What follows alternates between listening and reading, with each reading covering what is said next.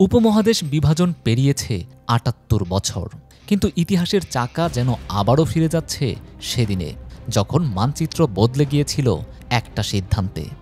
১৯৭১ সালে পাকিস্তান হারিয়েছিল এক গুরুত্বপূর্ণ অংশকে, আর আজ ৫৪ বছর পর আবারও এক অনিশ্চিত ভবিষ্যতের দোরগোড়ে দাঁড়িয়ে এই উপমহাদেশ। তবে পাকিস্তান না ভারত, কাকে বহন করতে হবে এই বোঝা? সেই প্রশ্নের উত্তর মিলতে অপেক্ষা আর মাত্র কয়েক ঘণ্টা।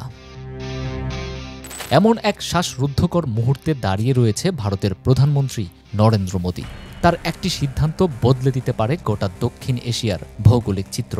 বিশ্লেষকরা বলছেন, যদি পাকিস্তানে সরাসরি সামরিক অভিযান চালায় ভারত, তবে সম্পূর্ণ কাশ্মীর যুক্ত হতে পারে ভারতের ভূখণ্ডে।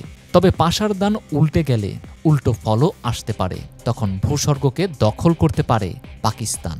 তবে কূটনৈতিক বিশ্লেষকদের দাবি, দ্বিতীয় বিকল্পই বাস্তবে রূপ নেওয়ার সম্ভাবনা প্রকট, কারণ দুই দেশের সম্ভাব্য এই যুদ্ধে তৃতীয় খেলোয়াড় বিশ্বের দ্বিতীয় শক্তিধর রাষ্ট্র চীন।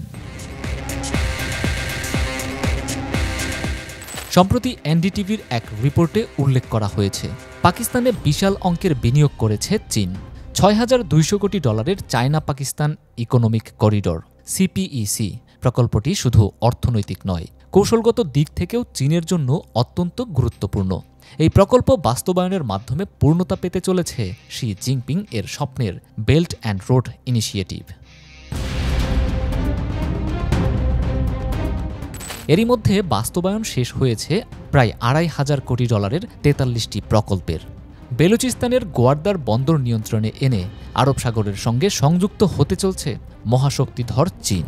ফলে ভারত মহাসাগরের মালাক্কা প্রণালীর ওপর নির্ভরশীলতা কমিয়ে ফেলছে বেইজিং। এক সুতোয় গেঁথে ফেলা এই অর্থনৈতিক জালের কারণে পাকিস্তানের ভারসাম্য অক্ষুণ্ণ রাখা এখন চীনের জন্য কৌশলগত অধিকার।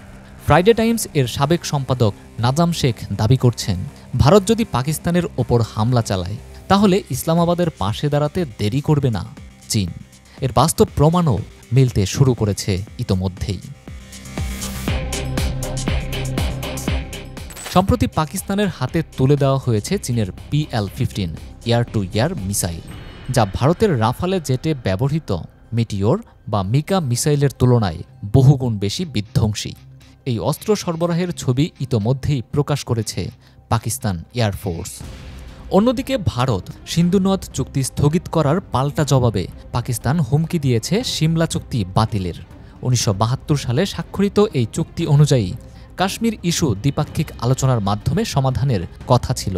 এই চুক্তি বাতিল হলে কাশ্মীর ইস্যুকে আন্তর্জাতিককরণে বাধা থাকবে না।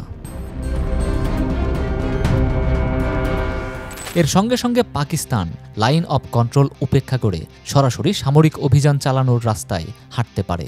চীনও বসে থাকবে না, তারা আস্কাই চীন সহ ভারত অধিকৃত কাশ্মীরের কিছু অংশ দখলের জন্য একযোগে সামরিক পদক্ষেপ নিতে পারে। চীন, যে এতদিন ছিল তৃতীয় পক্ষ, এখন ক্রমেই এগিয়ে আসছে মূল খেলোয়াড় হয়ে ওঠার পথে।